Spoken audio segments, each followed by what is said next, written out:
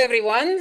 Welcome to a new session which is brought to you by the Ecocivilisation movement called Leadership Challenge. It's a whole year of sessions on this very, very important topic.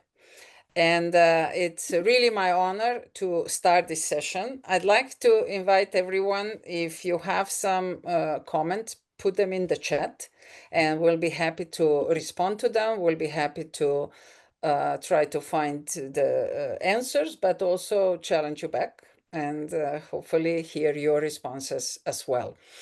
This session is recorded, and we will be publishing it in different social medias.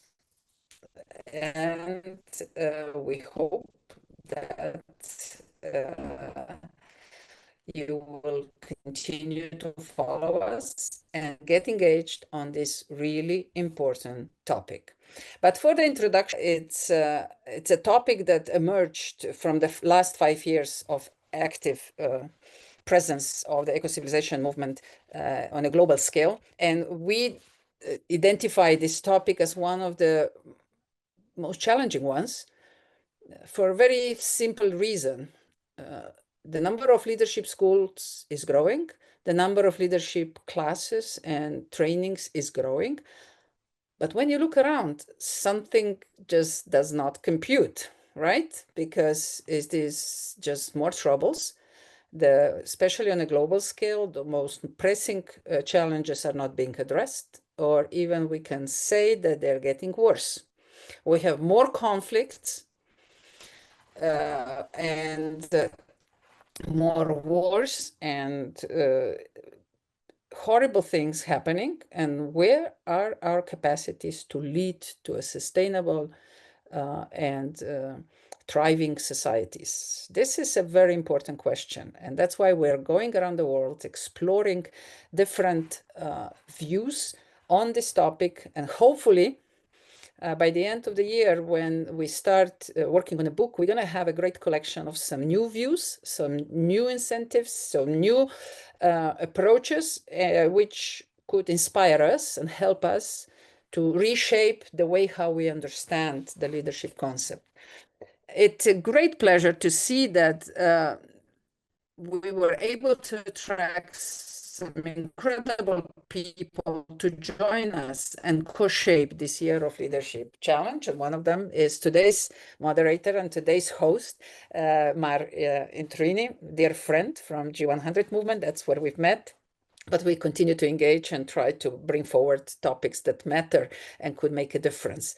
Then Andrea Kudrin, founder and director of Quantum. She's also a very proactive person, especially in European soil, and now reaching out to on a global scale as well, trying to bring the awareness to the importance of relationship management to corporate world, and is focusing on that particular topic. And Lev Gordon, co-initiator, co-founder, Living Cities Earth Global Movement. He's currently working and living in the United States, and he also brings a new perspective, especially on the level of communities. I haven't said too much about it to me as well, the way how she leads, the way how she picks topics, the way how she brings people together and let them exchange and grow together with the topic from session to session. So it's a real pleasure, Marta, to engage today with you. What's the whole purpose of the Year of Leadership Challenge? When we started to think about it, we said, okay, we need to raise the awareness about what the leadership means today and where do we see the challenges. So challenge the concepts in order to see, do we have a capacity as human beings at all in order to imagine something else, to reinvent ourselves, to change the way how we are we really so much afraid of change that we rather go down the drain and be just another civilization on the pile of history? Or do we have a capacity to actually give ourselves a chance and reinvent ourselves and move on and be a continuous, possibly global civilization?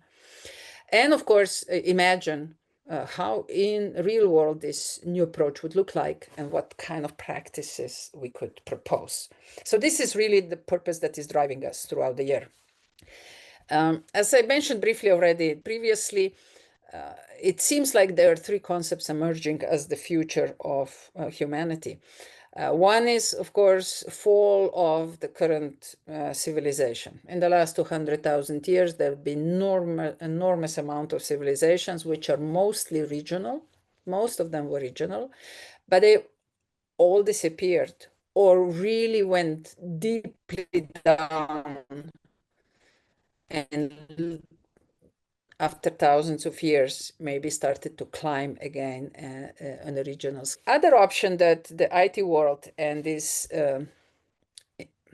technology-driven civilization as our civilization today is showing us the way forward towards transhumanization, saying that humanity has reached its point, that the only way forward is that we make a mixture of positronic elements and human material, and that will be the new civilization. Well, somehow, intuitively, that just does not sound right to me. I love technology, being a computer engineer myself by original profession, but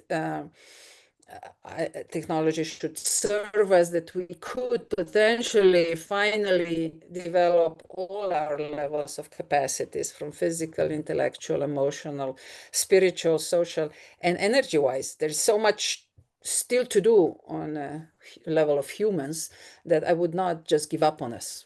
Right? So that's why, that's how, in a way, this concept of eco-civilization started to emerge. And it offers like the third alternative towards something that is much more ecologically conscious, more in tune with planet and cosmos, and offers us a way to coexist in a peaceful manner with everything else that is part of our reality. So, in this spirit, we started to promote that it's not only the leadership style that matters, but it's also the structures within which these leaders engage. And we are inviting, and I'm inviting you to challenge the current leadership styles and try to reinvent, rethink, how can imagine the new society. And this is just to provoke you. It's a concept that shows that we can imagine our society being organized in a different way. Instead of all these vertical ministries and functions, and could you just close your eyes and imagine with me that instead of these vertical structures that are constantly killing every horizontal innovative initiative, imagine that we organized our society in a circle of actions related to beings, a circle of actions related to communities, a circle of actions related to land or spaces, a circle of actions related to consciousness and dedicated way of raising our awareness and capacity to think and knowledge and wisdom and everything related to that. Our contribution, our development by the quality of relationships. Is that possible? I don't know, but that's my dream. And it's used as a provocation. And who knows, maybe something that is odd enough will trigger other thoughts and somebody else will come up with yet another proposal. And in this spirit, I'd like to focus also a little bit of attention, before I pass the word on emergence. The essence of eco-civilization movement is that we observe the emergence and learn how to live in the time of emergence. That's what nature does so well. Nature has no waste, has no precedents, has no dedicated investments in somehow itself. What's the secret? And what kind of leadership style is an appropriate one for the time of emergence?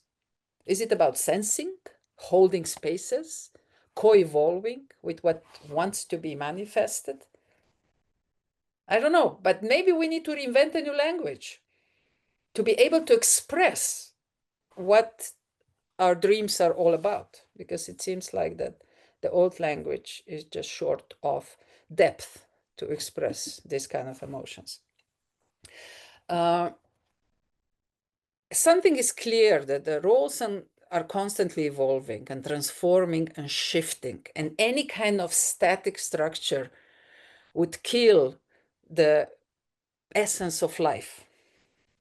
So can we, when we think about leadership, when we think about organizational structures, also imagine that all this is in a dynamic shape. All our structures are static. So how on earth can we respond to constant climate changes, to constant weather conditions, to a constant evolution of the universe, of the planet, of nature? How can we respond to that with static structures? So as you can see, many different challenges on the table, requiring our open mind and requiring us to just engage in a playful manner with each other and try to reimagine the future we want to live. Because the magic is in imagining. Once we imagine, we can start manifesting, and we can start making plans and action plans and whatever else is needed. So along with that, I would like to just challenge a little bit and show you the way how I see traditional leaderships in actions and how do I see the emerging leadership in actions.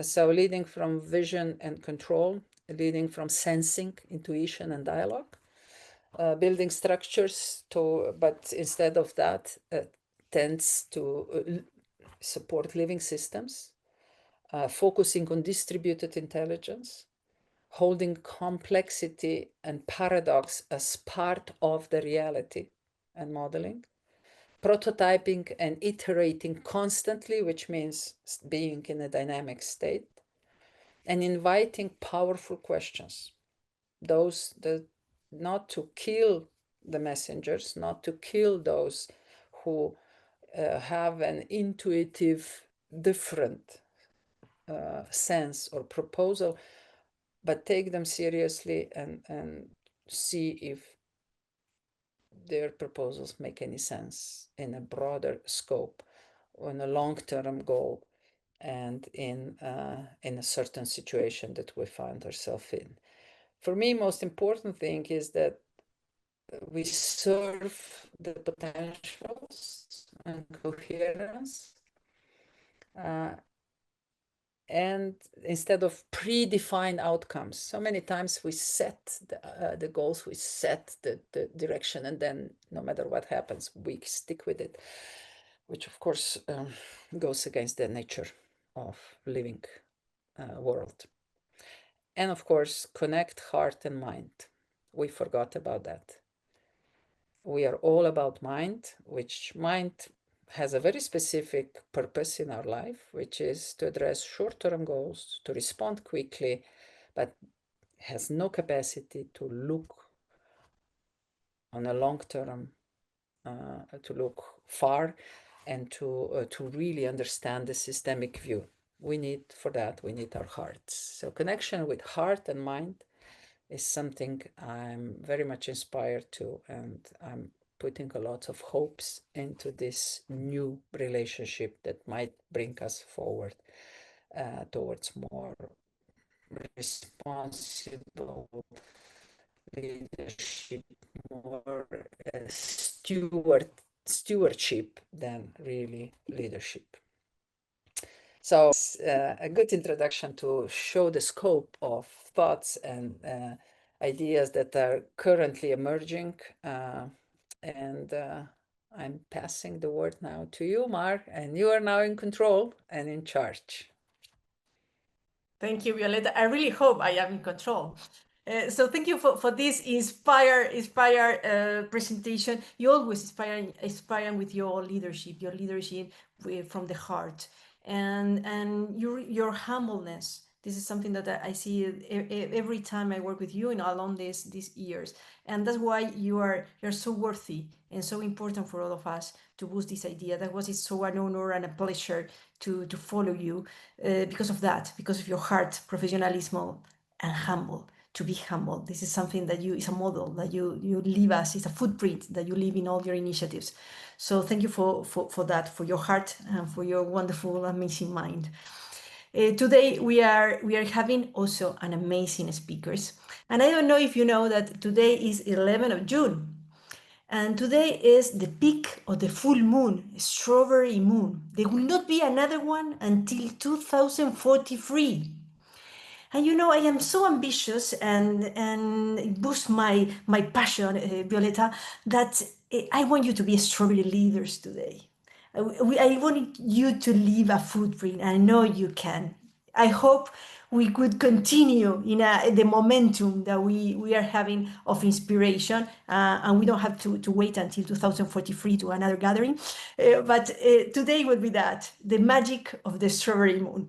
And I have I will share a few settings for this wonderful scenario that you allow me to have today, Violeta, and you all accepting my invitation. Today in this webinar, it would be the search of a 5.0 leadership. It's very ambitious, isn't it? Through 5 revolutionary drivers to global change. And for that, we bring 5 revolutionary leaders that we have here that I will tell you, and I was ambitious when I called these speakers, when I searched for them. And these people are not only commitment to a serious, a formal, and a revolutionary, as I say, work, but also they are committing to their communities. They're here just because they wanted to get inspired, just because they trust on me or trust on Violeta, but they are there to make a difference. And this is what we need in terms of leaders. This is part of the change. And these 5 drivers, represented by 6 different speakers, will be on art, innovation, AI and ethics, civil society, and education. But first of all, I would like to set the scenario. No? So what we want when we talk about leadership, what we mean by leadership. Because all the time we are seeing that leadership through the social media, through the media. But what we are talking when we are talking about leadership and change, first of all, global leadership. And you will allow me, that is my personal opinion, you will disagree or not, but for me is fair enough to trigger your curiosity, and if you don't agree, please let me know. For me, global leadership is just an idealistic version that we have. You know? A global leader means that the influence. We see wars. I don't have to tell you which wars we are in the world, so we know it. There are global leaders. They claim for a global peace, but they don't impact. So they're not global leaders, because a global leader means that you impact in your area of work. You cannot have an impact, so you are not a global leader. Multilateral leadership, that is more realistic, isn't it? We have different leaders in different regions that defend BRICS, that defend Europe, that defend the Western, that defend no. So this is the point. We don't have an accountability system. So they are all in their own compartment. And this is what I put this in movement, no? Because community leadership, this is what we are doing today. And this is civil society. This is the true future, because this is, you know why? Because this is the one we can change. And this is what is tangible, what is transparency, what is accountable. And in the individual leadership is the same, because it's part of the community. So it's time for self-responsibility. It's time to feeling alone and accept the challenge to feeling alone and go ahead. So that's why it's so important to bring on stage what is education, education for resilience, education for taking responsibility and make an impact. So community leadership is, for me, the big one. So this piece of cake is what I consider it should be. It's an idealistic version of what would be a change on leadership. For me, it had to be half of or almost half have to be on community leadership. Leaders have to reinforce the structures and their action locally. Then we have some part of individual, that it could be in the second place. So we need more individual leadership, maybe not the one we are having now. You see, for example, owners of Apple, of I don't want to say business companies, but there are many leaders that are individual leaders representing their private sector, their private business, that they really change, not because of their influence, just because they impose a new agenda. So we need accountable on that individual leadership. And then multilateral and global, that I think if for the next 3 decades, I'm sure global leadership, it would not be the most important leadership, because we cannot measure. How we measure ethics, because that is the center of this webinar, how we measure ethics at global level, multilateral, community, and individual. Then we have it. Here we have ethics. We could measure it, what is at community level. And for this webinar, this is for us the way we could develop these thoughts. That is an ethics-centered system where we mainstreaming these cross-cutting pillars: art, innovation, civil society, education, AI, and ethics, for a new leadership based on ethics.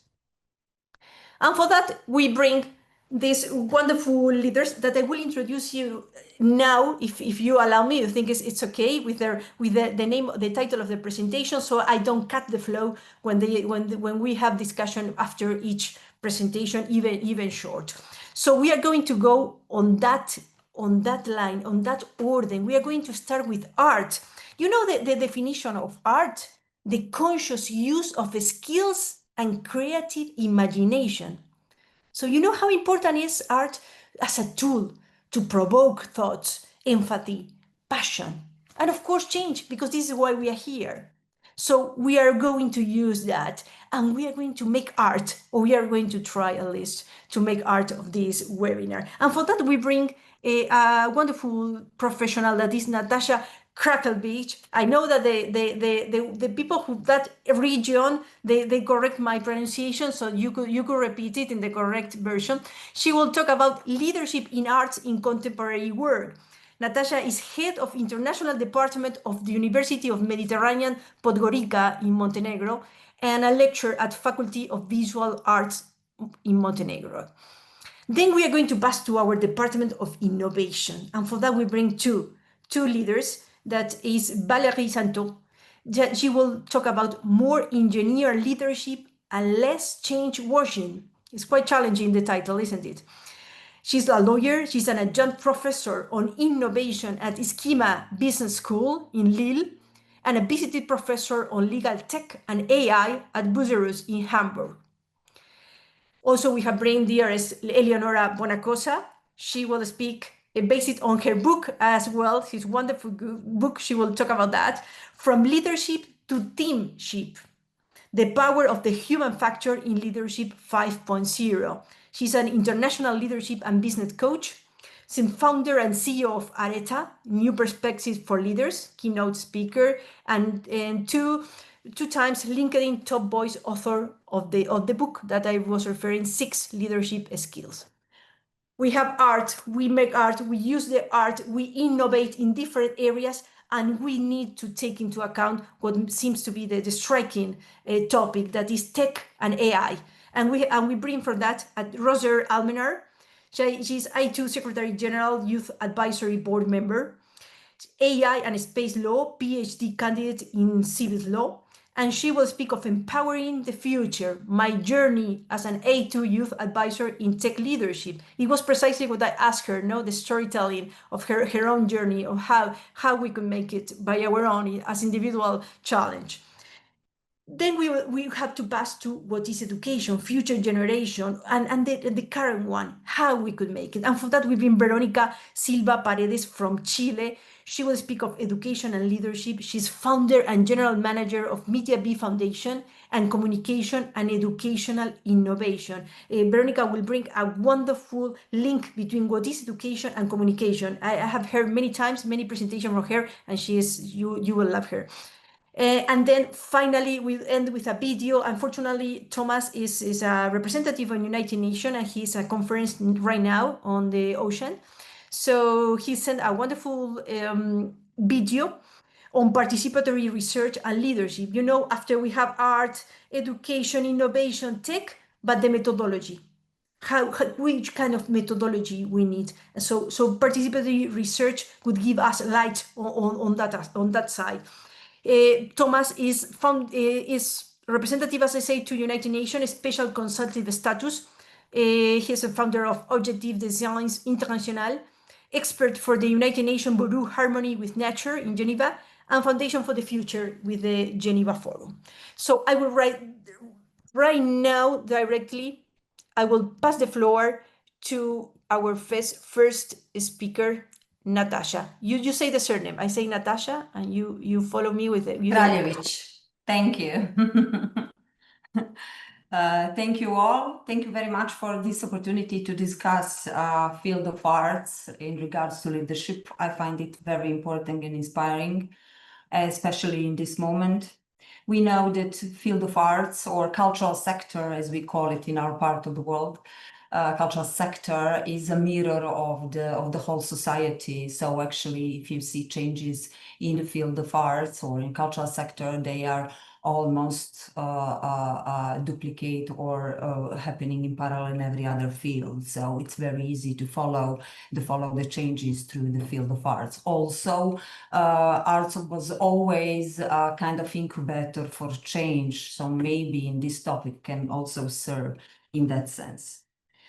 When we talk about leadership in arts, we cannot discuss it without or separately from the cultural policy of all the system where it's operating, public spheres where it's operating. But still, in order to understand leadership in arts, it's important to understand or to mention several characteristics for this field that they are influencing leadership within the system and providing some special circumstances in which leadership is operating. First of all, cultural sector or field of arts, the people play a central role in this sector, which means that there is a diversity of people who are participating in the cultural field and covering different roles. Therefore, we have artists as a main force, but also their professional staff, their cultural professionals, technical professionals, administrative staff, and all different people who are participating and collectively creating one system. This diversity of people coming into cultural fields are also creating complexity in the workforce, in a sense that all these people have different positions and different rules are applicable to them. So in the cultural field, we have people who are permanent staff, we have temporary staff, we have a lot of volunteers. So all of these people are covered with different contracts, operating under different work rules. Therefore, the question of leadership additionally is challenged through this point. Also, these differences between different positions creating power asymmetrics and dependencies within the system.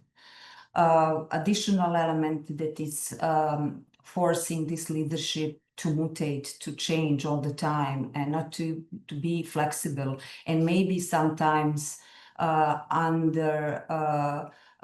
estimated or not properly developed within the system are also the fact that the source of funding in the cultural sector is greatly influencing the power dynamic within arts organizations and dictate their internal structure and dynamics, which means that some of the arts institutions are public, they are fully budgeted by the state, and they're operating under one part of rules. On the other side, there are non-institutional organizations, non-governmental organizations with unstable financial support operating under completely different rules. Then there is a mixed version of the organizations, partly public by the state and in the market, therefore creating completely different group of organizations and different working dynamic and power dynamic within the system. Also, under this circumstances, there is no precise defined set of activities, because in the cultural sector, we know people and artists are the main force, and the events and occasions, situations, art results are the focus. They are deadlines, they are a particular way of life and work, which is in most of the cases unwell balanced, creating problem to precisely defined set of activities for each person who is participating. Also, it's very hard to divide leadership on one side with the managerial tasks on the other side. So there is always, there is no one recipe for leadership when it comes to cultural sector. Also, we have very underestimated human resources management there because of all these circumstances, as I mentioned before. And the human resources management is actually understood in a very narrow and operational way. It's understood only as a technical set of tools helping to overcome some particular situation, but it's never developed into the system that can actually help the people who are in charge in this field.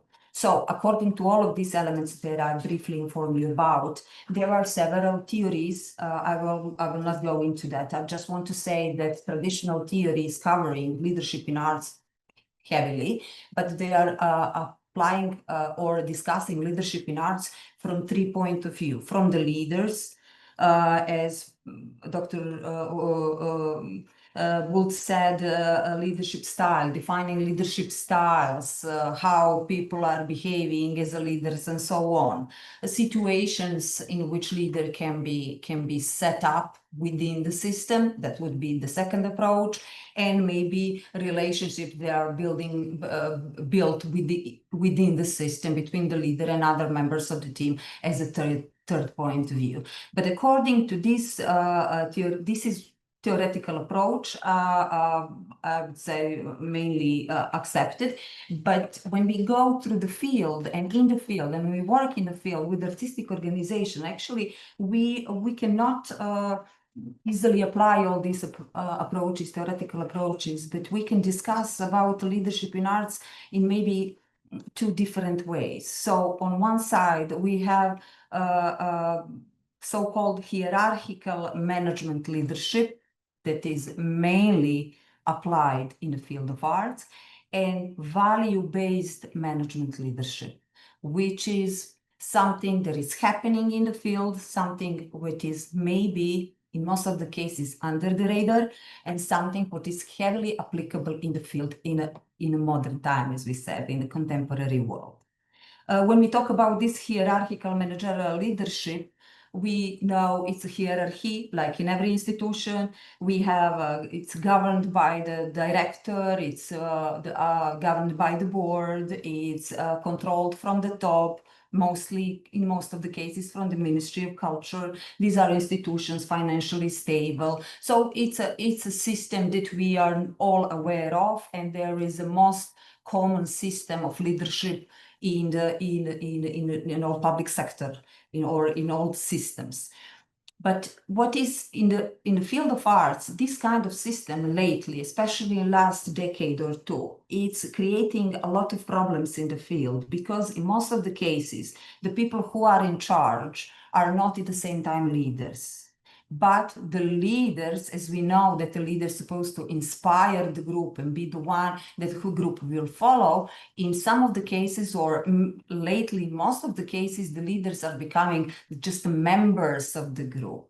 So in that sense, we're creating this discrepancy between the formal leadership that is set up by and governed by the rules, and we have some how would I say, additional or non-structural leadership that is happening in the system or in the arts organization. So in that case, these troubles are creating problems in decision-making, problems in artistic results, and actually lately, I'm maybe brave to say, creating pretty much mediocre results because of all of these situations.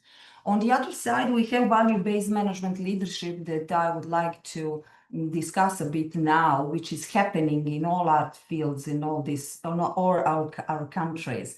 And these are all organizations in which group of artists, they are all created as non-governmental organizations, as foundations, or just a movement from the group of artists in which they are gathered around joint values.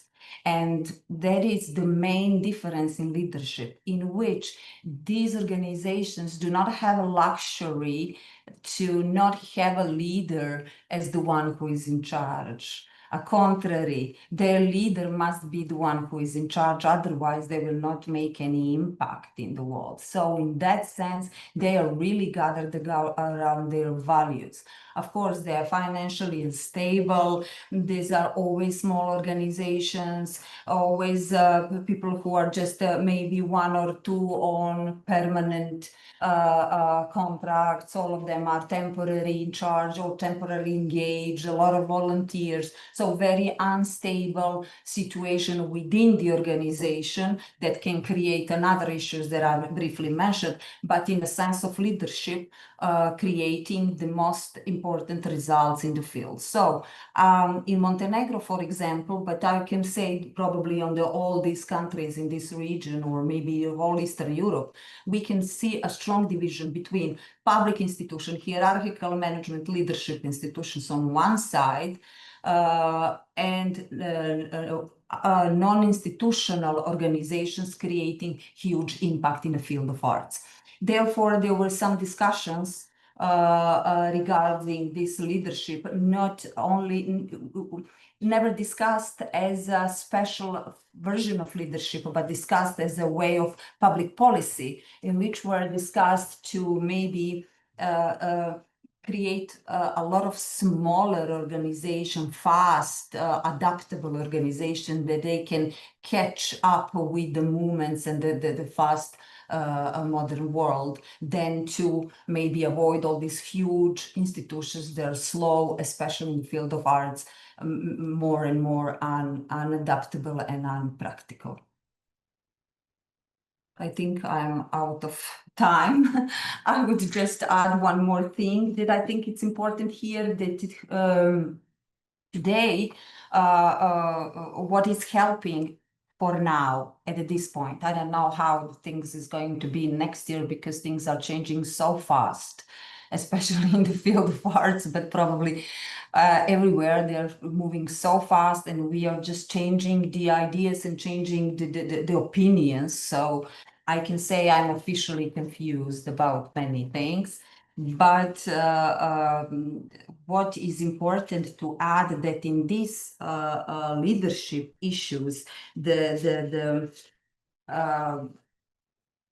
artificial intelligence that is entering in a huge in the cultural sector is actually today at the point to assist and help institutions. So still at the cultural field is accepted as a tool that can help to leaders and CEOs and in charge people to bring smarter decisions, efficient operations, to develop faster, to create strategic plans and definitions much more consistent and maybe more efficient. But still, it's not entering into the artistic and creative field of the cultural sector, but this is just information from today. So probably the change will be very, very soon.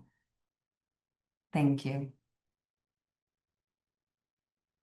Bravo, Natasha. Thank you so very much. I'm sure Violeta would like to add more. You have gone through many key aspects that not only apply from Montenegro, apply from many countries, and I think what you have said is a whole topic. I don't know if Violeta agree with me. A whole topic for a webinar. No, what is art, leadership in art, and what is the influence from the state on that? How we could manage values on that, and what happened with this, I could say dictatorship, Natasha, from the state on what is leadership in art. We could say that dictatorship too much. Because I'd like to Unsuccessful, Yes, dictatorship. unsuccessful. Yeah. But in general, like the dictatorships are unsuccessful, isn't it? Okay. Yeah. Okay. Violeta first, and then please the other one, if you could raise your hand so I could see if you wanted to add, please. dictatorships are awful. They always cause a complete destruction of the system. But what I would like to ask you, Natasha, you pointed out very clearly that on one hand, they are administrative, hierarchical, top-down structures. On the other hand, you have this art community where everything is dynamic and predictable, in a very changing state. So how do you interact? How do you find the way, or what is the way to find a common ground for these institutions? Because at the end, you do have to work with them as well. So do you have any good case practice to share, or advice how this could work well, and what do you do in order to get it working? This structure that I mentioned, it's common, so it's nothing new, but it's really in the field, depends from country to country. And that depends because the cultural sector is so sophisticated, and it's tiny actually when it comes to the whole society. Also, without a lot of money, let's say, properly. So this sector is actually very unstable as such. So all these divisions that I mentioned in my presentation, and you pointed out, is happening everywhere. How things are overcoming this situation, it's almost, I still think there is no one recipe. For example, here in Montenegro, there is completely different situation from the other republic, ex-republic of Yugoslavia, even though we have completely the same system. I mean, we grew out from the same system, which means that it's very linked to the locality and local people and local understanding of arts. In Montenegro, for example, there is now a huge movement in trying to resolve this division between a non-institutional movement and the public institutions. So now what is happening, that the public institutions are reaching out towards all this artistic non-institutional sector to participate together, to join together into joint activities. So this is what is happening. Also, we are now doing the reform on the law and culture, which is changing this division, trying to put them together by creating some in between ad hoc bodies through contracts, in a sense, to overlap this division, which all these divisions, as I said, happen in all other countries, Eastern Europe, fully in every country, but the modality of overcoming this issue, it's really local thing. That's how I understand. Thank you, Natasha. Someone else that wanted to add something to Natasha? Yes, Valerie, Veronica, Roser, please go ahead. Yes, thank you, Mar, and thank you, Natasha, for such an insightful presentation. So I wanted to make more of a commentary than a question, actually, if I'm allowed to, because especially the last part of Natasha's presentation, when she mentioned AI, caught my attention for obvious reasons. And I do agree that AI has come to be a powerful tool to help us lead in a more collective and efficient manner. And the example she mentioned reminded me of a case, a very recent case, in which UAE has become the first country to express their interest in using AI to legislate, to propose new legislation, to monitor new trends for regulatory needs.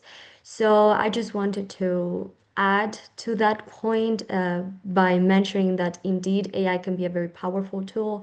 It can serve us, not only contribute to that not very positive part, as some authors have mentioned, by, for instance, assisting in creating new regulatory frameworks, or in helping decide or take decisions in a more managerial manner. Thank you. Yes, here, here this AI topic is still entering into all the system from various ways. So we are still not completely feeling comfortable. Probably this is not the only society behaving like that, but really in regards to the cultural sector, it's assisting in a managerial and leadership way. Thanks. Thanks so much. Someone else? Yes? To Natasha? Yes? Something quick? Question, reflection? No? Or we could pass to Valérie? Yeah? Okay. Valérie, more engineer leadership and less chain washing. But you strike me with this title. So I could imagine the content is that this is the title. So please, Valérie. So wait a second. I'm not gonna be maybe the vanilla flavor of the day because I might be a little bit also provocative. I just hope you love my strawberry moon and that you appreciate that I am actually in a conference where I'm gonna give a keynote on what if imagination was the missing superpower. I leave it there. I think the introduction by Violeta almost was already launching an echo far, far away, and I hope I will just amplify it with these few slides. Why rethinking leadership? I think that we need to realize, and I heard the word style, and I've been teaching leadership for 5 years, the last 120 years of leadership, and how leadership is basically a resonance of societal response to all the strain. So when we are rebuilding after Second World War, we have transactional leadership. If we are more trying to make, realizing we are coming to the end of an economic era, we need transformational leadership. And now we're realizing that in the 21st century, we have some issues with mental health, so we need more conscious leadership. So leadership does not exist as a trend or as a convenience or commodity. It is an answer, a collective societal answer to really impressive challenges that we're going through. And at times, I think we're a little bit too lenient, equally too demanding on our leaders. So let me try and explore a little bit, saying that leadership is much more than a style, much more than something linked to inspiration and to the person, and that it needs to orchestrate attention, intention, and trust across system. I will not expand more because Violeta, you did it with such a level of articulation, but indeed we have facing tech complexity, from basic digital literacy all the way to various cosmological evolution, including post-transhumanism, whatever that means. I would be delighted to expand if needed or wanted. We live in a highly polarized world, and it takes enormous courage to engage with transparency and accountability without antagonizing and being victim of the toxic polarization of the world. So that's really generate a lot of human pain. That would be my 3 top, let's say, plea and reason why we need to look further. The tricky slide is this one. It took me a night of white night to decide whether I put it or not, because it's a little bit, going against the trend. I think we have to really reflect actively, consciously, collectively, how far more do we want to promote so-called, which I think particularly inadequate semantic soft skills, which are probably the hardest to acquire and propagate. At the same time, it is my value proposition to say that maybe we are reaching the limit of this trend of ever more soft skill and the promotion of ever more soft skill, because soft skills don't help redesign system, and we have a cross-system design mega challenge. They don't help to upscale at really large scale capabilities that they are processes, technological, financial, human, that does not work so well. Oftentimes we notice that We have the elected one who are said to be, you know, soft champion, and the others who are not. It's very intuitive and personal, and it's extremely difficult to replicate. So that really creates a little bit some difficulty to reach. And also there is a little bit an issue that around soft, which I prefer to call behavioral skills, as far as I'm concerned, we have a problem of diagnostic, measurement, and engineering. And so all relevant, all important, absolutely to be kept, but to be transcended to where I believe we need to move much more, namely the physics of leadership. And if we, and under the agency of such a beautiful name, Ecocivilisation, we want less ego and more echo, we need to kind of look at things at a more elementary level and more like physicist and engineer rather than just social scientists that at times do lack methods. I do judge. And if we are really daring to look at it and look at the particle level of leadership, how leadership is a field, how leadership is a network, how leadership has loops, we start to see that there is a physics of leadership. Of course, in the 10 minutes I have, which is just an impulse and it's just a provocation, I cannot go at length and it's not a class, but I do put here to this circle the need to be a little bit more, you know, particle élémentaire. We need to really go and check a little bit what could leadership learn from physics.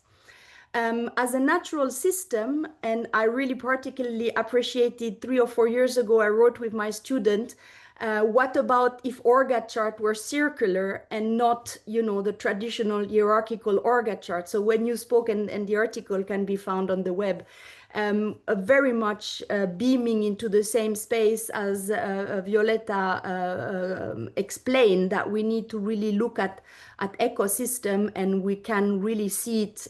Natural sciences can really inform us about, you know, how an ecosystem function at its best. So we can do biomimicry in order to be much, much more astute at defining leadership from that perspective.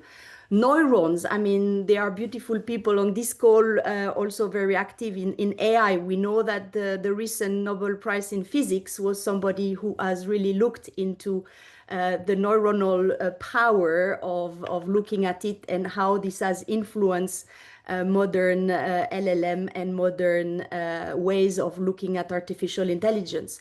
Thermodynamics, you know, when energy get lost, the system get poor, the leadership that gets lost gets engineer very, very poor system, and there are a lot of burnout in the team. So we can also learn from thermodynamics, what is the trigger? How does it work? What's the mechanic of burnout from an absolutely purely real science, natural science perspective? And of course, beautifully equally, homeostasis, the absolute equilibrium. So when we have team stability and we can find mechanics to regulate and adapt on the go in order to be much more responsive and regenerative. So when we look at engineered leadership, my idea is that it can really help us move away from change washing, because I've seen it so many times. I'm a young old woman, and I have seen so many period of 5 years of leaders wherever I've been working that I've been really in for slogans, and that's how I characterize, or the few characteristics I give of change washing. You know, it's very optical. It looks good. It could feel good. Whether it does good is very questionable. In contrast, engineered leadership focuses much more on an inquiry mindset, asking question, open question, and looking into how this evolves, trusting the process, that who is around the table, the pieces of answers that are given, however sloppy or chaotic. And I guess that Natasha, chaos and order is a beautiful way of looking at leadership in the art sector. is really, really important. So we need to get this sort of ways of looking at it in a much more dynamic, in a much less stable, let's say, like with metrics that look good or that speak to those who have ordered the metrics, but that do not tell whether those who inhabit the system, be they human or any living being beyond the human that are part of the system, how does that affect or impact them? So there is really, really a lot that we are in need of rethinking so that we are not, we have the money, we have the intelligence, we have the people, we have the channels. But it seems that we are telling ourselves a story that blocks our way.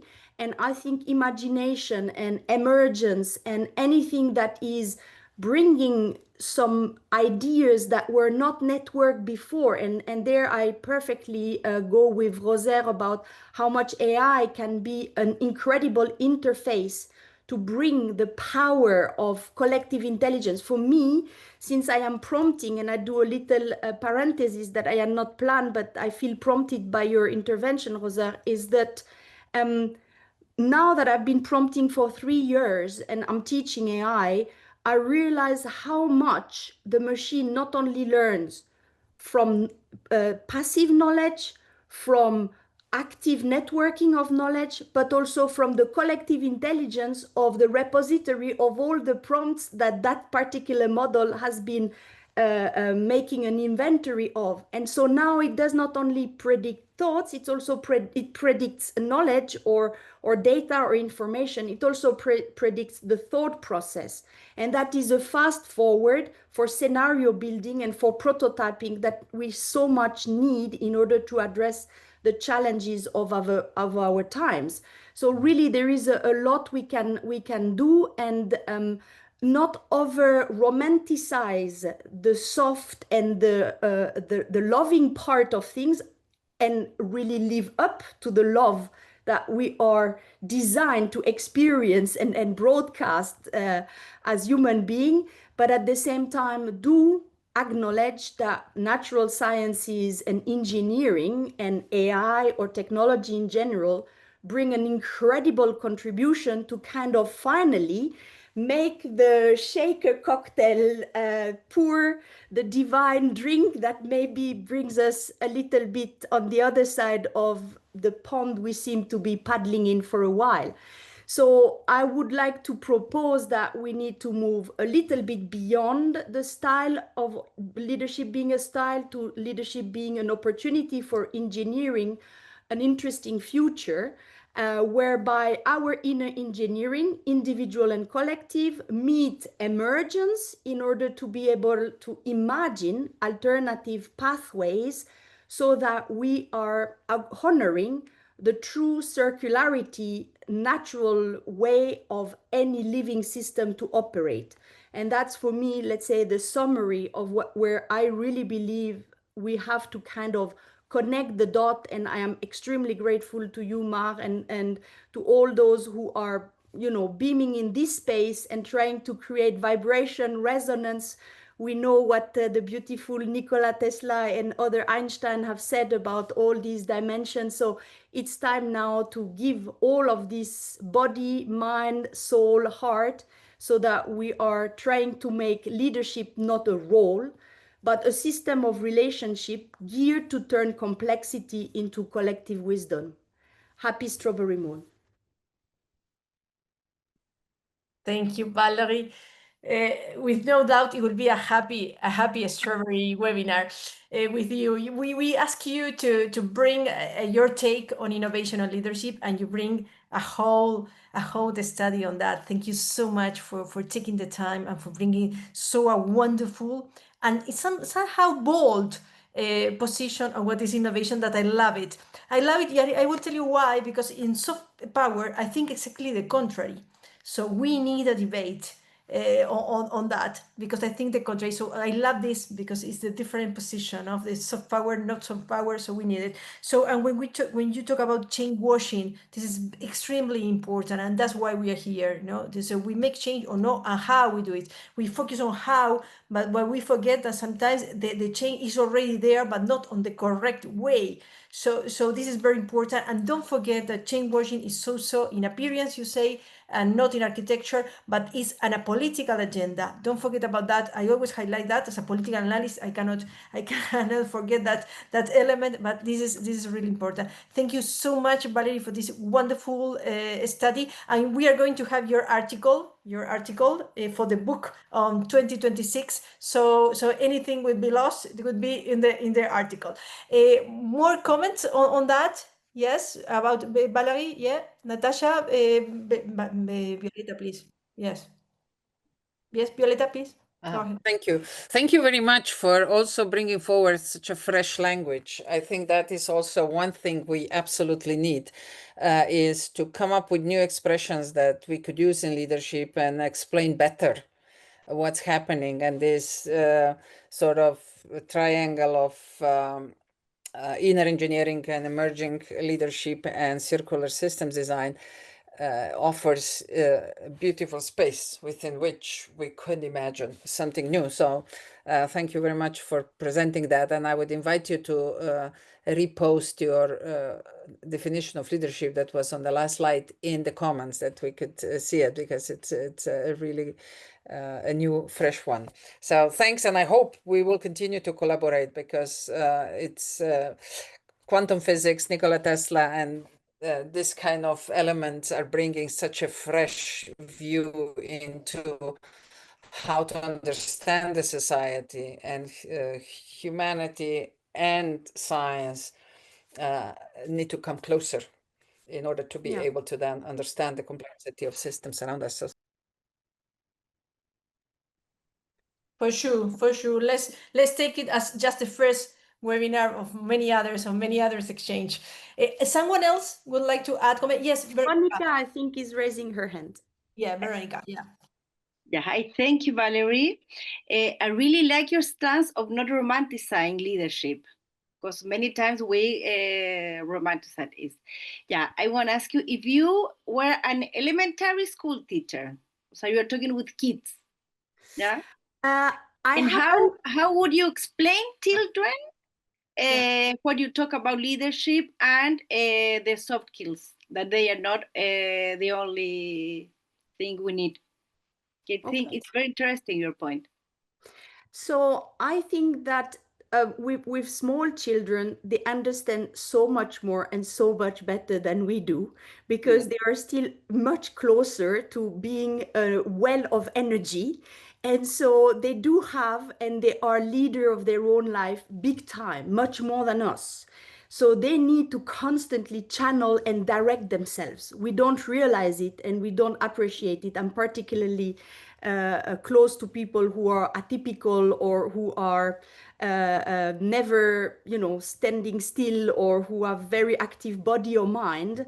And the leadership effort they do on themselves to connect to the system, to connect to their community, to connect to their parents, to their peers, is an act huge of self-leadership. So when you speak to children and you help them understand leadership viewed from the notion of connection. How do they connect to themselves, and how do they connect to their community? Interestingly, they click very quickly. They understand that it is an effort.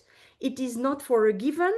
And when everything goes wonderful, they don't think of it, but they are very, very close to the definition of, when you say crisis and chance, they know that when the particle they inhabit, or they are inhabited by, burst in all direction, the connection gets lost, the system gets hot, the tension gets the thermodynamics is extremely concrete. And so if you take it from really what they experience and how hard it is to be a child and in today's world, where attention is divided, intention are confused, you can really bring them very quickly by getting their day-to-day challenges and and really appreciate how much they are self-leading themselves. I think we underestimate that. The same as youngsters, I teach really quite a number every year, and I'm really totally admiring the next generation leader, how many challenges they have to face, and how incredibly talented they are at navigating complexity and confusion. It is just that we, the following generation, may not have the code to appreciate it and mirror to them the idea that they get lost, while to me they are auf Deutsch die Wegweiser, although they are showing the path. And that really we need to kind of revisit. And I thank you for your question, Veronica, that one thing that if we keep one thing is we can never know and feel, and this is why this soft story activate me, we can never know what another experience, feel, think, goes through, unless we really take the time to stop, to apprehend, and to listen. The same for small kids, the same for young adults.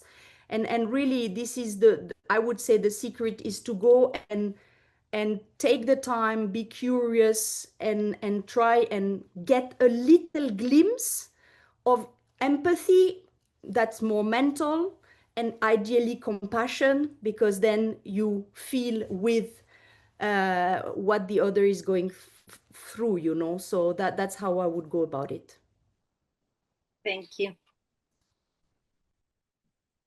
Emotions. Sorry, maybe I was too long-winded, but you No, it was pressed the fantastic. button, Veronica. Oh, it's perfect. It's perfect. Thank you. It's wonderful that you both bring emotions to what is leadership. No, we have been about engineer architecture, and now we say emotions. So what's the role of emotions in a future of a new innovative leadership? Thank you both. And anyone wanted to say anything else? Yes, Eleonora, please. Valérie, thank you very, very much. It was very, very inspiring. I have no question, but I have a comment. I appreciated your presentation very much, especially at the end. You talk about inner engineering, and you talk develop self-reflection, personal integrity, and ecosystem awareness. And the other two parts were emergent leadership and circular system design. And as you spoke, I wrote a thought, and because I love very, very much this idea of personal integrity that is absolutely lacking in these times. And I think we need a new commitment to integrity, because too many organizations and teams lead outside integrity. They say one thing, but they practice another.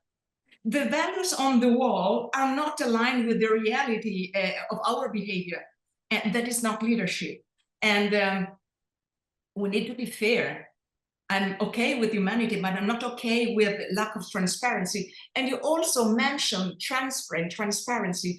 I like it very, very much. I want to tell you this. Thank you very much. If I can have one word, I think we on ethics, I'm very, very strong on this. That's another what I call suitcase term. We need again to go back to the particle level. Ethics. Do you know the number of ethical, like, you know, all these personality tests? Do you know your personality ethical profile? Are you a consequentialist? Are you principle driven? Are you, you know, what sort of ethicist are you? Do you believe in, or do you default to?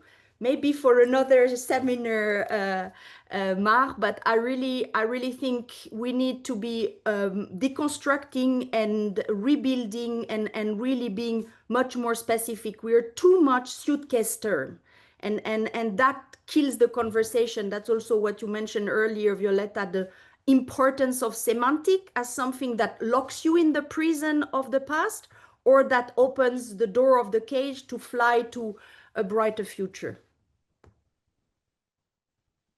Thank you. Absolutely great point, Valérie. And we need to move forward. Thank you so much. And I think you, Valérie, have said something that lead the path to go to our next dearest speaker, Eleonora Bonacossa. You talk about thermodynamics. energy get lost in poor system, and the teams burn out. And the next presentation is from leadership to teamship. The power of the human factor in leadership 5.0. They don't know each other, but they were connected. So this is the magic of the strawberry moon. Eleonora Bonacossa is an international leadership and business coach. He's a founder and CEO. No, I already presented. So just from leadership to teamship, the power of human factor in leadership 5.0. The floor is yours, Eleonora. Thank you.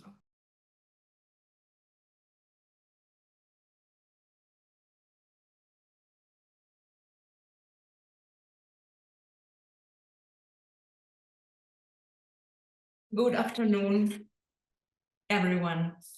I'm really very honored to be here, not just as a speaker, but as a witness to a shift already underway, a move from traditional work habits to more inclusive collaborations practices to enable bolder innovation.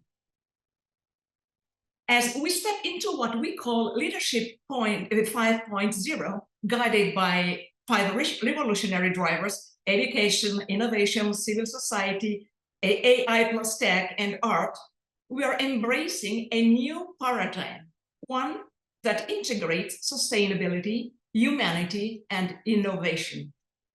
Today, I want to explore with you one of the most profound shifts within this transformation: the move from leadership to teamship. In the mainstream, many still hold on to outdated leadership models, hierarchical, top-down, isolated. But those of us on the front line of leadership evolution already see it differently. The future belongs to teams where individuals lift each other, share ownership, and pursue world-class performance together. So what powers this shift? Something ancient, essential, and timeless: our humanity, how we behave, how we interact, how we work together.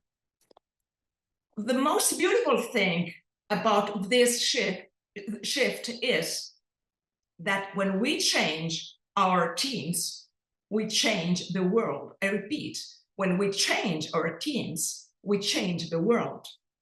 This is something truly transformative for each of us, for our organization, for society, and the world. Teamship means creating the kind of environment where everyone gets stronger and more courageous together. In Leadership 5.0, the leader is not the lone hero. It's not about one person driving results, giving feedback, coaching the team members, or keeping morale and energy high. In teamship, the team holds each other accountable, provides peer-to-peer feedback, and takes shared responsibility for energy, growth, and results. Everyone matters, everyone takes care, everyone rises. The theorist behind this idea of teamship is the top team coach, Keith Ferrazzi from the United States, who has worked with thousands of teams over the past 20 years. His research institute, Greenlight in the US, has monitored the dynamics and best practices of more than 3,000 teams worldwide. Teamship is not a mindset. It requires concrete practices. Why? Because practices are the most accessible way to help the team shift behavior. These practices don't need to be complicated. On the contrary, they should be simple, targeted, and easy to implement. And when repeated consistently, they can have a tremendous impact. The key enabler of teamship is what Keith Ferrazzi calls co-elevation. Co-elevation means we don't just work together, we commit to go higher together. It's a shift from individual contribution to mutual commitment. We actively support one another, challenge each other, and hold each other accountable, not out of obligation, but out of a shared purpose and trust. We need to start focusing on truly sharing with one another. Sharing taps into one's humanity, to empathize with the other, to serve each other. To do that, we need an intentional decision. The decision to make the choice to take care of each other. Because once I know you care about me, you are profoundly interested in working with me and in interacting with me, I will take you and your ideas in consideration. I will respect you. I will be open even if I don't agree with you. And here is the crucial task of it as a leader. I quote here Keith Ferrazzi: to get our team to know that they have got to produce a higher degree of relational commitment among each other for all this to work. They are responsible for that. End of the quotation. Co-elevation creates a safe environment where vulnerability is strength, feedback is gift, and growth is collective. And what I've seen is powerful. When teams embrace co-elevation behaviors, they unlock not just better performance, but deeper connection, shared ownership, and transformational results. But co-elevation alone is not enough. To truly anchor this new way of working, team needs a shared agreement, a visible, living commitment to how they want to collaborate, lead, and grow together. This is what we call the social contract. A social contract is not a document. It's not a set of rules. It's a co-created agreement, an act of intentional design that defines how we show up for each other every day. It reflects our collective ambition, our shared values, and the behaviors we choose. The social contract includes key dimensions such as how we collaborate, engage, and hold each other accountable, how we treat one another, how we speak candidly and courageously in service of each other and the mission, how we navigate conflicts, and how we intentionally build strategical leaderships, how we maintain each other engagement, celebrate success, and demonstrate gratitude. The social contract is the backbone of team success. On this slide, you can see the 8 dimensions of high-performing teams and helpful question. Due to time constraints, I will not read them aloud, but you can have the slide at the end as documentation. The 8 dimensions are candor, collaboration, teaming out, accountability, development, energy, relationship, and outcomes. Teams that commit to a social contract operate with greater clarity, trust, and momentum. They are not afraid of healthy conflicts. They give and receive feedback regularly.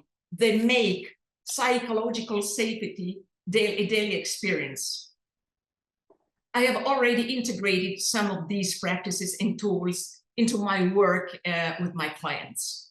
As a leadership coach, I've seen teams flourish once they move from assumptions to agreements, from politeness to authenticity, from silence to brave dialogue. In my coaching work, I've seen how transformational this is. When a team sits down and says, This is how we show up for each other. Something changes. Power becomes more distributed. The trust increases and innovation flows, not from the top, but from every voice in the room. Let me leave you with 3 concrete shifts you can bring in your leadership practice. First, from control to co-creation. Don't dictate expectation, design agreements together. Second, perfection, from perfection to presence. Dare to be real, make space for emotional honesty and vulnerability. Third, from performance to purpose. Help your team connect what they do with why it matters. Because the future of leadership will not be built by strategies alone. It will be built by conscious, courageous conversation, not just directions. Maybe you might ask, Eleonora, but how do we begin? I would like to conclude with 3 practices to bring teamship and co-elevation to life, using by high-performing teams around the world who create intentional moments of connection, vulnerability, and courage. First, Yoda in the room, being Yoda. Being Yoda is a group feedback technique developed by Keith Ferrazzi, aimed at fostering courage and openness within teams. How it works: at the beginning of a meeting, explain who is Yoda and what qualities he embodies. Yoda is the famous character from Star Wars, known for his wisdom and empathy. Select 2 or 3 individuals to assume the role of Yoda. Inform the group that being Yoda means that at any time you can ask the following questions. What is not being said? What needs to be said? What risks need to be addressed? This tool can also be used in remote meetings by assigning a Yoda to each group. Each Yoda then will then lead the discussion in their breakout session and come back and report what has been shared. Second, intimacy dinner. This is just what the name suggests, and it is a cornerstone practice of leadership. Once every quarter, bring your team together for a shared meal with the purpose of deepening mutual understanding through storytelling and open sharing. Intimacy dinner are moments for a genuine peer connection and deeper insight, not just about what's happening now, but about the experiences that brought us here and the values and motivation guiding where we are headed. The format is a simple round robin. Start with 1 or 2 volunteers. These help ease others through the process and then continue around the table. There is no interruption, no response, just deep listening. You only need 1 powerful question to guide the evening. Here are three different questions that work particularly well. What experience from your past has most shaped who you are today? Or what are you afraid you will not be able to accomplish in your lifetime? Or what do you want team members to understand about you that they might not know? This practice deepens trust, unlocks empathy, and creates psychological safety that fuels innovation. No agenda, no PowerPoint slides, just 1 deep question and deep listening. And it's this deeper understanding and empathy that form the basis of high trust and high performing teamship. This is a game changer. Third and last, peer celebration. The peer celebration is a monthly round-robin practice where each team member takes a moment to express appreciation for a colleague. The gratitude shared should be specific and meaningful. It's a valuable opportunity to reinforce the positive behaviors aligned with the team's new social contract and recognizing each other, not just for the results, but for behaviors, courage, empathy, active listening, or generosity. Begin with a moment of reflection around these three questions. Who I'm grateful for? Why am I grateful for this person? And how has this person positively impacted me or the team?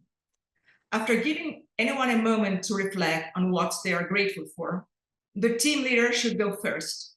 This helps set the tone for the sharing, offering a model for the others to follow. These three practices don't require big investments. They require intention. And repeated over time, they don't just improve performance, they shift the culture from inside out. Our job as a leader is the facilitation of collaboration and co-creation.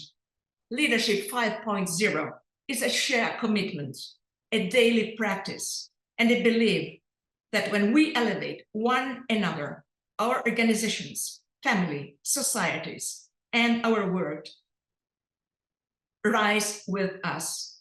Thank you. Thank you, Eleonora, for this wonderful and powerful message, especially on what is practice, being Yoda. This is something wonderful. And the other aspect that I love is the social contract. When you have this social contract, that is real or not, but we have the same as we are doing today. This social contract that we have to contribute, to be together, this co-creation that Violeta always invite us to cross-pollination, as she always say. And you know, when we are in the middle of our webinar and we create this ecosystem from Natasha to Valérie, to you, and of course from Violeta, we agree on from hierarchy to inclusive collaboration. We are centered on ethics, because what you say, Eleonora, about trust and true transformation, it's about ethics. To listen to others is about to be an unethical organization and group, to learn from them. And when Veronica and Valérie was discussing about emotional, this is part of creating a big team, when you take care of them, no? Because we care. This is what Ecocivilisation invites us, because we care. This is when you care. So a leader that is in results driven, but action, but also through a shared responsibility. So thank you, Eleonora. It was absolutely wonderful. And you give, before I ask you if any of you have comments, you give us the clue. Yes, Natasha, I go with you immediately. You give the clue to our next presentation. And I will say later after Natasha. Natasha, go ahead, please. Thank you, Eleonora. It was really interesting, your presentation, and important. I like this idea of teamship and social contract idea. I had opportunity that through artistic expressions be a part of something like teamship. Of course, these creations and this social contract was most created out of necessity than to be voluntarily this decision, as you were presented. But still, I think we are going back to the personal responsibility, to care to each other, to be on the same side, which is again the question of ethics, like Mar said, trust. So I think these are all some basic elements in humanity. There's some basic inside elements that we just going back, especially today in this very complicated moment when the world is going in this moment in time, where these social contracts are, I would say, most needed, even though I think they are maybe very complicated to achieve according to this very selfish and self-oriented modern civilization that we are in a fast line now. So I also would like, this is just a comment, I also would like to say it's important that we talk about this and to maybe mention all these structures that you were saying. So thank you. Thank you, Natasha. Violeta, you would like to add? No? No, it was very good to see very tangible tool with which you could deliver, and I'm glad that Eleonora shared something that she uses in her day-to-day practice. So I was more wondering, when you leave the company, who does this? I mean, do you find corporate environments that are mature enough that they can pick it up and integrate it as their general practice, this kind of attitude, this kind of leadership style? Violeta, the social contract is a shared agreement. You do this together with the team. If you as leader leaves the company, the team remains and the social contract remains. It must be renegotiated with the next leader, but it remains. It's the backbone of the organization. Eleonora, I don't want to be, I want to save some time, but this is really provocative question, because I've seen many corporate environments when you come up with a great, inclusive, collaborative, co-creative ideas, and then they just mellow out if they don't have this kind of culture. I know they can agree on social contract, and I think it's very profound. I hope that this is the direction we're going to go. But what's your experience? I mean, when you come back 5 years later, does this still exist in the company?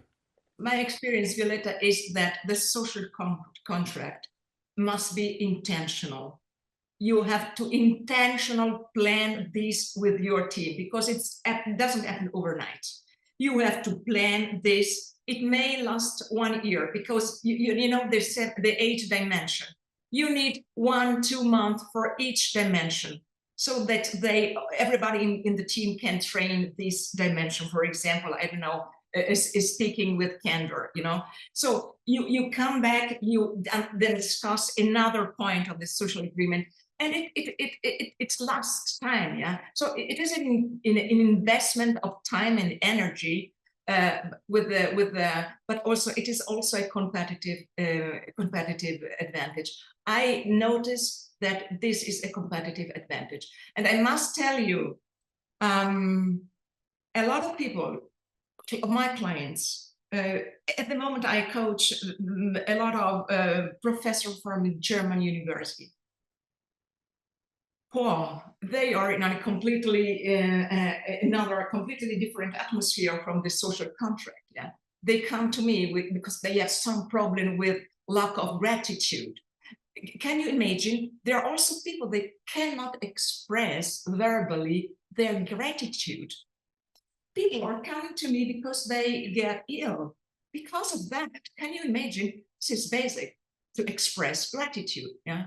So there is a lot to do, but what I say, and this is, as I told you, this is a big theory of the top tip coach Keith Ferrazzi. He is trying that and monitoring thousands of teams worldwide. There are the numbers. I will make some publicity, not for my book, but from the book of Keith Ferrazzi, Never Lead Alone. In this book, he explained the social contract very, very much. I also wrote about that in my workbook. This is only in German, but it's a great, I think Violeta, really honestly, the greatest investment that you can do if you have a team, the greatest investment, the social contract. Thank you. Thank you, Eleonora. It's clear, Violeta, just to combine the both positions, that this, what Eleonora is invite us to put in practice, is not something that is popular. We are trying to boost, to spread the word in new practice and a new way of relating. I think in big companies maybe is much difficult, but maybe in a small companies with no more than 50 members, it could apply. No, so let's wait for that. Just send the message, you know, to see if we could change. Mar, just Yeah. just tell this sentence. It's all about on re-engineering how we work together. That is all about how we work together. No, and also it applies to organizations. The institutions don't have to be necessary on business. So Eleonora, and you raise a topic that came for our next dearest speaker, Roser Almenar. That is about storytelling, the importance of storytelling. Well, we have been hearing about storytelling many years. I think that the last decade was about storytelling and Muslim storytelling, but how we do it. That's I think is the point. And we couldn't miss that part for this webinar. That's why when Roser proposed me to talk about her journey in ITU as a youth advisor, I say yes, that's what we need. So Roser, go ahead. We are so looking forward for your story. Thank you so much, Mar, and thank you, of course, for the kind invitation, and as well to Violeta for facilitating this scenarios for such important discussions. I'm going to share my screen. Hopefully you can see it. And with that, I will begin with my storytelling today. So actually, when Mar first reached out to me and invited me to talk about leadership in the context of my current role as a youth advisor to Madame Secretary General at the International Telecommunication Union, ITU, I felt both honored and reflective. First of all, I felt honored because this topic is deeply important to me, but I also felt reflective because leadership, and especially as a young person in the tech and policy space, is not always straightforward. It's not just about titles or being in the spotlight. It's also about, and most importantly, about purpose and the willingness to advocate for change in rooms where you're often the youngest voice. So, in my capacity as a member of Madame Secretary General's Youth Advisory Board, I have the unique privilege of standing at the intersection of technology, global policy, and youth empowerment. And my journey has been as much about listening and learning as it has been about leading and contributed. So today, under the theme Empowering the Future, I want to take you through three essential pieces of that journey. First of all, my role at ITU. Second of all, what it means to lead in the telecom sector as a young person. And third, to bring a little bit of my everyday work, why to me it is so important and so critical to close and bridge the digital divide.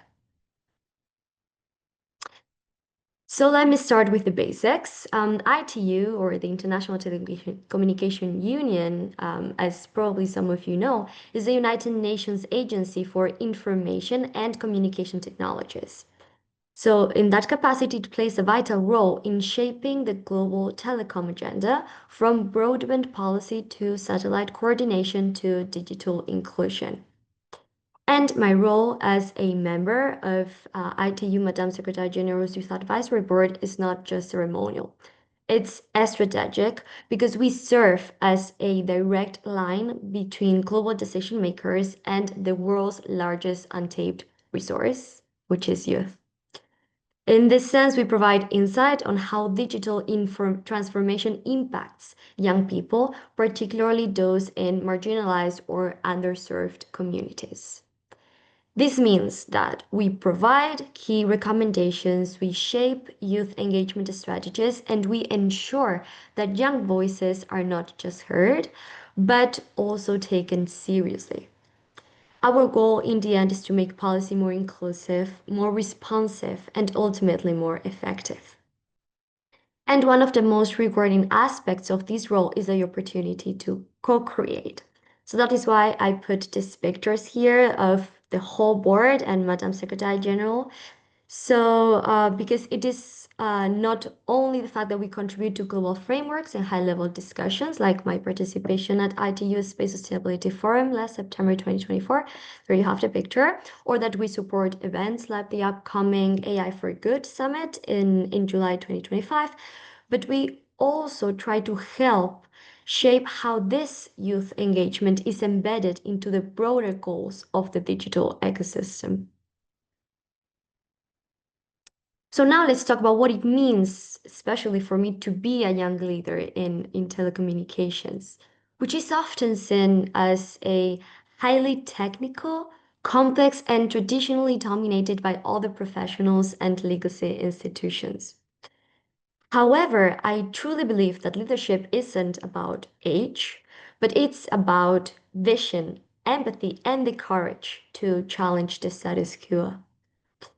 As young people, we bring a unique perspective to a table. We are digital natives. We grew up with the internet, with mobile devices, and with social media. So that allows us to understand the possibilities and also the pitfalls of technology in ways that maybe previous generations might not fully grasp. However, I believe as well that leadership in tech is not just about being tech savvy either, but about using that knowledge to solve real world problems. So for me, leadership has meant advocating for affordable internet access in underserved communities, promoting digital skills for women and girls, and pushing for ethical AI policies that prioritize human rights. Additionally, it has also meant learning how to navigate institutional spaces where youth are sometimes underestimated or tokenized. And that, let me tell you, it's a challenge, but can also be an opportunity. Because every time that we speak up, that we ask questions, or that we propose solutions, we are redefining what leadership looks like in this sector. We also create a space for others to lead. And that is one of the aspects I think it's most important, that being a youth leader is also about helping to uplift your peers, whether it's mentoring other professionals, whether it's creating opportunities for others to grow. That's also important because leadership, after all, it's a collective art. And it's also about what can you contribute for others to amplify voices that usually go unheard. And this brings me to the third and perhaps most pressing issue, which is the digital divide. The digital divide is not just about access to the internet. It's about inequality in opportunity, in education, in economic empowerment, and in civic participation. This is a figure that we mention a lot at ITU because we believe in the impact of words and figures, and is that as of today, nearly 2.6 billion people are still offline. Most of them are in rural areas, in low-income communities in the global south. Many are women, many are youth, unfortunately, and the consequences of this are enormous.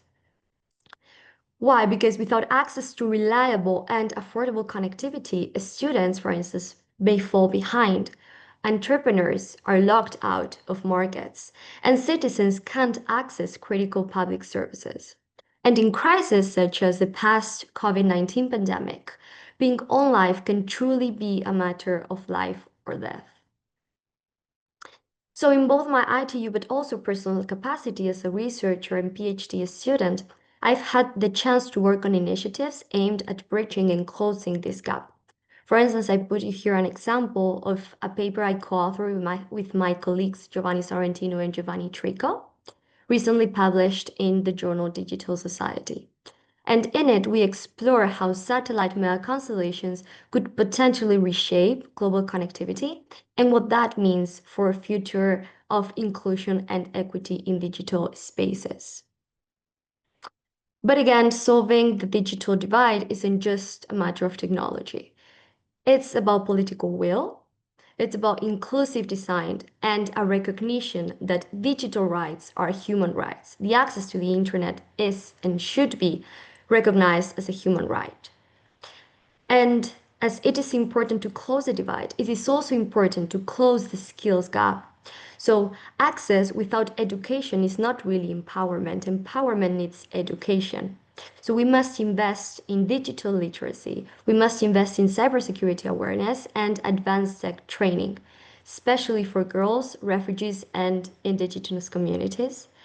Because technology should not be a tool for liberation, but a mechanism for, sorry, the other way around. Technology should not be a tool for exclusion, but a tool for liberation. And that links me up to what we have been saying in the other presentations, that AI should help lead, should contribute to the discussion of how to lead, but should not exclude or should not be focused on that negative consequences of using AI, for instance, for biases or to create disparities amongst population.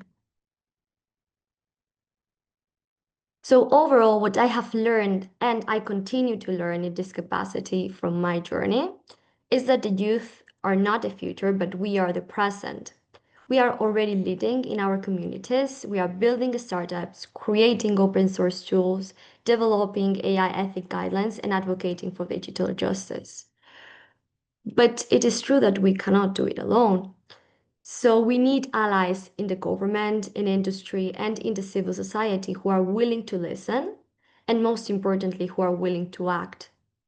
We need policies that reflect our realities, platforms that amplify our ideas, and investment in youth-led innovation. And as a youth advisor to the ITU, I have seen firsthand what is possible when young people are given a seat at the table.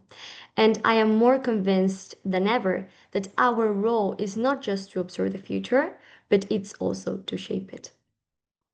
Thank you very much for your attention. Thank you, Roser, for this wonderful and exciting journey from you in IQ. This is much more than activism from youth. This is to be part of an organization, and that's what we need. Now we always have this kind of activism of youth that are pushing to be there, but you are there. So this is a great model to influence. As you say, I take it from you, speaking up redefines leadership. So that is absolutely great. Thank you for that. In times of skepticism, especially from the youth, this is really important that you send this message. And you highlight two aspects that we know. We read this in the news all the time. And in this webinar, we haven't mentioned that 2.6 billion people are offline. That digital literacy is part of the empowerment, and most of them, as you say, are youth and women. So, and we need, when we talk about change, if we don't take into account this huge number of persons that are out, we cannot move forward. So thank you for bringing that. So anyone would like to, before we start with Veronica, anyone would like to make any comments? Yeah, question, comment? Well, No? I put it in the comment. I know that I love this enthusiasm, and I don't want to spoil the youth clear vision. But I'm also inviting you, Roser, that you see that all these attempts are actually deepening the divide. And I don't know yet what, but we are doing something really wrong. And I would love to hear you and your peers to discuss this issue. Because with technology, we're not bridging the divides, we are deepening them. With technology, we're not making us more free, but we're basically imprisoning ourselves more and more in predefined app mindsets. So I would love to hear your opinion on that. Yes, thank you, Violeta, for that. I think that's indeed a debate that we all have, especially those dealing with tech, either from a more engineering background or myself as a lawyer. I do believe that there are two perspectives that should be considered. First of all, the innovation and the possibilities that all this technology may offer, but also, as you were mentioning, the social impact that this is having, not only in terms of people being offline, like women and youth, which are clearly disadvantaged in this regard, old people as well, when it comes to simple procedures in the daily life, banking accounts, and all this sort of daily activities. We are really, really having a breach here, and we are somehow indeed deepening this divide. But that is a debate, of course, that I think about a lot, and I do feel like regulators as well, when it comes to, for instance, regulating AI. We saw it with the AI EU Act, that it is very difficult to match innovation or make innovation, or make a path for innovation while at the same time trying to respect human rights as much as possible. And I do not have the key to solving that issue, but I agree that it is a question that should be put on the table and that we all should reflect on before we continue this path, and the consequences are at some point inevitable to act against. Thank you, Roser. And Violeta, you don't spoil anything. All the contrary. Thank you for bringing that. You know, I don't think it's just about technology or not technology. We have people out, so the level of life is better. The well-being is with them and not with us. I don't think this is like that. It's just that to have a discussion, people need a minimum standards of technology to be inserted. So to be inserted or to be completely fooled by what is technology is different. But to measure the limits, I think they need these minimum standards of integration. You know? So, but it's a huge debate and absolutely profound. Well, from a young advisor for E2, we pass to an educator that is also young. So and I think you will have a say on that, on what is the role of the youth from your perspective on what is education and leadership. And so thank you, Veronica, for being here. The floor is yours. Yeah, thank you very much. This is an honor to be part of this of this leadership talent, and it's very interesting, all the presentations, and mine is very related with Rose one. Why? Because when I'm psychologist, but I work with technology, media literacy in schools. When we are in times of innovation, it has many benefits and risk, like a surprise box. You are going to find many different things. And social media and education context, they are very good for 21st century skills, like soft skills that was talked about the first presentation. And there are a lot of benefits. Education, you can access to educational context, you can make learning communities, citizen participation, personalized learning, time management, so teachers have more time to make works with more creativity, problem solving, etc. But the AI, it's deeper, also have deeper and more unique talents than media, o sea, redes sociales, yeah, then because technology that you have said here had advanced the the technology AI than the other ones. So there in a couple of years, for example, ChatGPT has billions of an audience, and it's very it's faster. And there's a structural impact on the form of knowledge, teaching, learning, and evaluation. There's a quote of UNESCO that's rethinking what, why, and how we learn. O sea, it's a very deep and profound talent that we must have here free with a technology and AI. Bueno, there are risks and challenges in education. Some are with the media in general, and other are only with AI or more strongly in AI. For example, the disinformation, deepfakes, amplification of cultural biases, technological dependence that Violet said recently, for personal data privacy, lack of knowledge of algorithm, people doesn't know how they work, identify debt, technological dependence, when I said that, mental health, gender violence, etc. So there are many other many benefits, but there are many risks also, and it's important to talk about is, are teachers prepared to face this innovative context from a 5.0 leadership perspective? Bueno, I think I'm gonna spoiler how Violeta says, because it's a little few of regulation of AI in education. A work of UNESCO 2024 guided to the use of generative AI in education and research arises that the educational context, only about 20 countries have defined clear regulations on AI ethics. So it's very few countries. And there are structural laws, educational guidelines, and specific integration plans.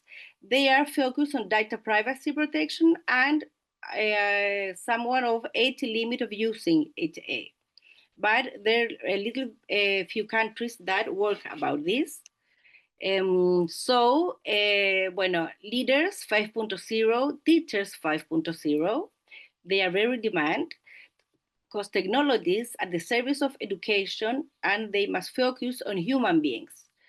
And teachers now must have, I don't think it's their new skills, but maybe there are new skills, critical thinking, digital literacy, digital ethics, innovation, adaptability, effective communications. They must ask specific prompts, very focused one, autonomy, regulation, and collaborative work. And they must keep the focus on human values using the technology, inclusion, equality, gender equality, dignity of persons, cultural and linguistic diversity, and human autonomy, for example. But, But they're prepared for this? No, because they are not prepared. It's urgent to teach them, to capacitate them how to use the technology and AI with his students. Because teachers work very alone. They have many problems day to day, and they are work very alone. So they must to work with their leadership. They must have networks of collaboration, but they are very alone sometimes in these issues. So I think the challenges we have now are regulatory, public and private. There must be transparency of algorithm because people don't know how it, and school digital media literacy with teachers. Why? For example, there's a quote that this promoting media information and digital literacy in schools underscores the importance of developing critical skills to evaluate information and use technology ethically and responsibility. But digital ethics education must transcend the simple, correct, safe use of internet. It must include a deep understanding of how actions in the virtual world affect the real world, highlighting the importance of privacy, awareness of consent, and personal and collective integrity. The ideal of digital citizenship must be installed in students, making them see that they are part of a broader community where their actions have impact in others. So they must be collective leaders using the technology in a human being, in a human way. So that's what I want to say. And the UNESCO, the theme of UNESCO 2024, the new digital frontiers of information, media and information literacy for information of public interest. There are issues that they are urgent to talk about, and we must help teacher and training teacher to work with them in a context of peace and human kindness between her peers and their students. And that's it. Thank you. Thank you so much, Veronica, for bringing, first of all, what it should be, for at least what should be for me, this tech at the service of education, you say, and not the other way around. And so when we are talking about risks, it's also about values. And there is when we have the debate. No, this tighten up, as Violeta say, is about this. No, it's about not a well management of risk. Many times because we don't know what is it. We don't know the risk. We haven't identified yet what risk and the dimension of that risks. So thank you so much for bringing that and for bringing values. You know, this is values management on tech is really a whole debate for a whole area that we have a legal vacuum. This is the best way. In 2 words, we say legal vacuum. If there is something that is not regular with any regulatory framework, it's logical that will be biased and they will violate human rights. So thank you, Veronica, for that. If there is no question, we are ready to move to the video of Thomas and enter on what is also a vacuum, what is research. What is leadership on participatory research? What we have said from Natasha, Violeta, and Veronica, Valérie, Roser, we are going to see in Thomas. What is participatory research? Hierarchy to collaborative action. No? So how we could be inclusive enough. Any comments now, or we could jump to the video? Yes? Yes, we could? I will share. Unfortunately, Thomas couldn't be with us, but he sent this wonderful video.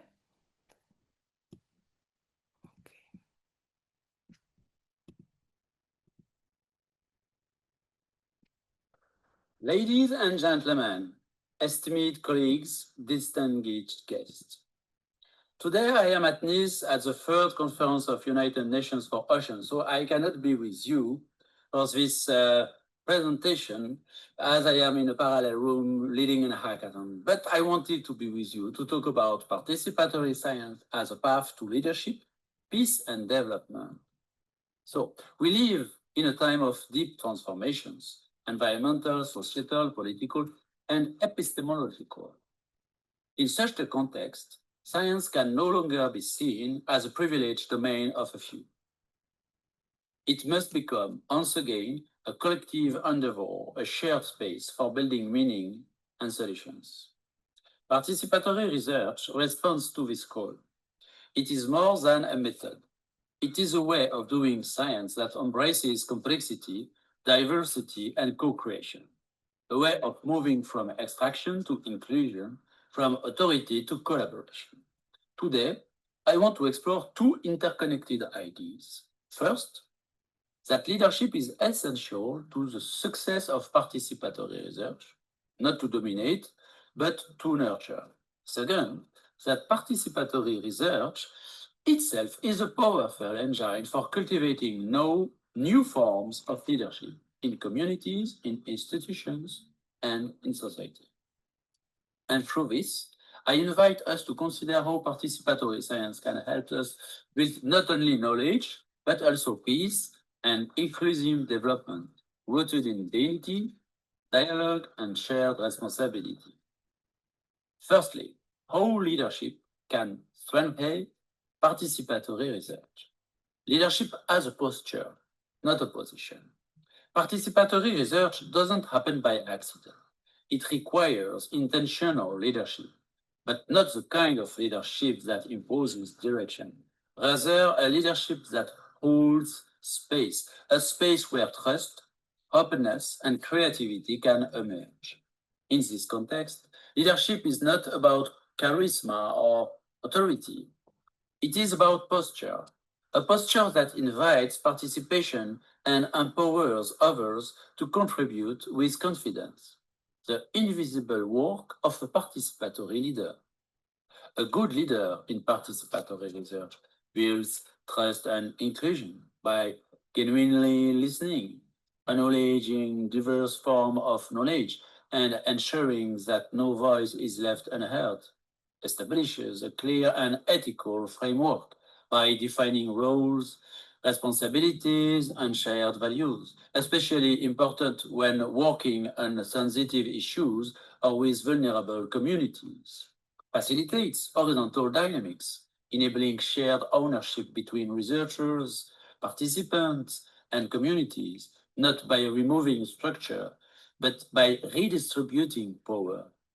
Honors both scientific rigors and lived experience, ensuring that no form of knowledge is disqualified and that experiential insights carry as much weight as academic ones. This kind of leadership is often invisible. It's not about being at the center. It's about supporting collaboration, allowing uncertainty, and guiding without taking over. It is about creating a structure in which others can step forward. In essence, it is leadership by design, not by direction. The leader becomes a facilitator of meaning, connection, and action. Let me give you an example. In a participatory project on environmental health, the scientific lead made sure that local movers' observations about water quality shaped the research questions.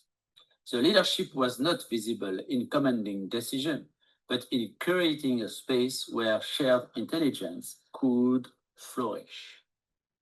Secondly, how participatory research builds leadership from beneficiaries to co-creators. Participatory research doesn't only require leadership, it also generates leadership. When people engage in the process of producing knowledge, they gain skills, but more importantly, they gain confidence because their voice matters. They transition from being informants or beneficiaries to becoming co-creators of knowledge and solutions.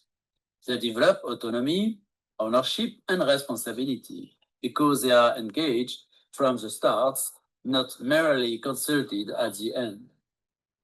This shift transforms participants into leaders, not by formal appointment, but through action, learning, and shared purpose. Leadership rooted in legitimacy, not hierarchy.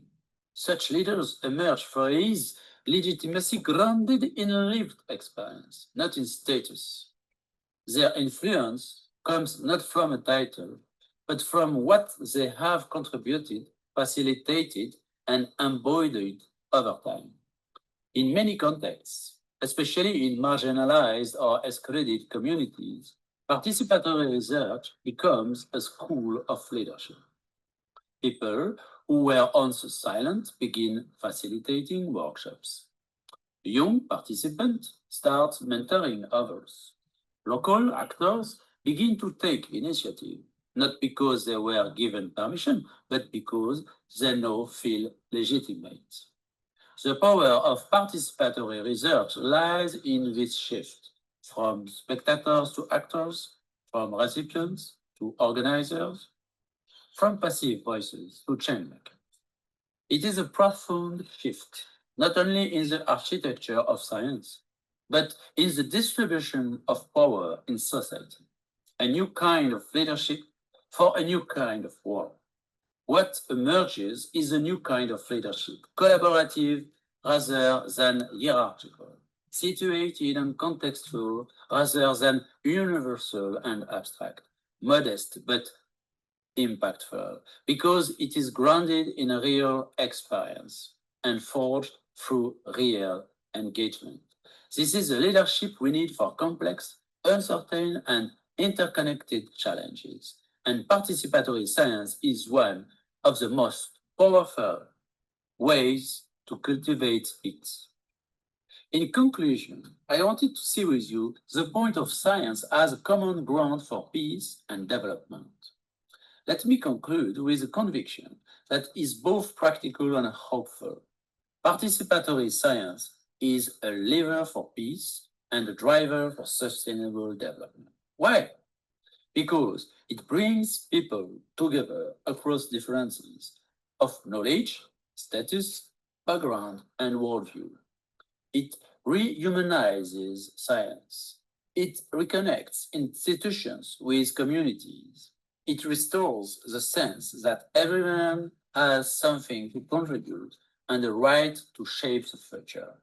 By supporting inclusive leadership and valuing local knowledge, participatory science makes development more equitable and makes peace more lasting, because it's rooted in dignity, dialogue, and shared agency.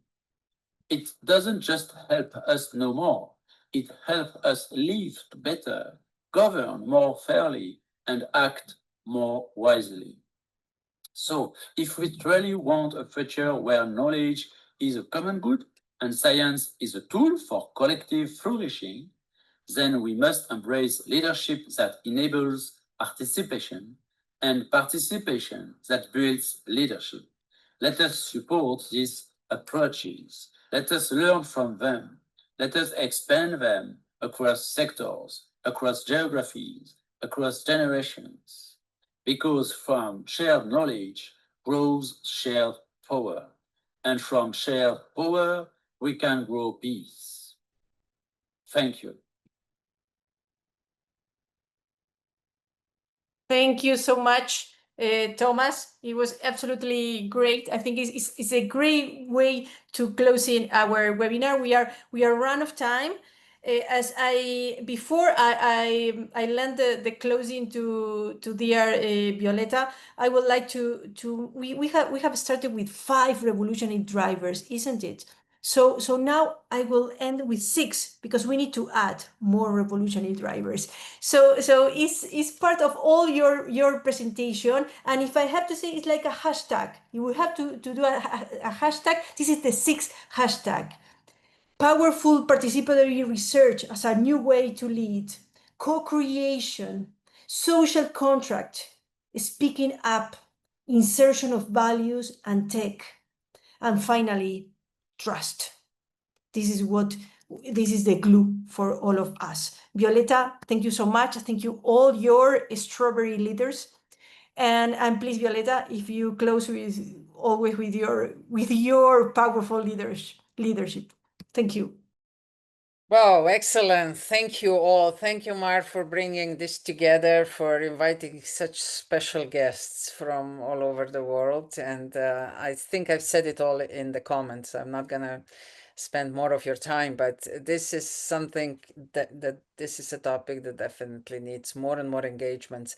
And we have to dare to challenge what we think is a establishment and taboo, and that's where the true innovation evolves. So I'm not happy with the way how we are so satisfied and we keep improving something that is not delivering. So that's why I see in each of you an inspiring sparkle, because you have offered a little bit different view, a bit different angle, and this is what we need to recognize that humanity is just starting to evolve.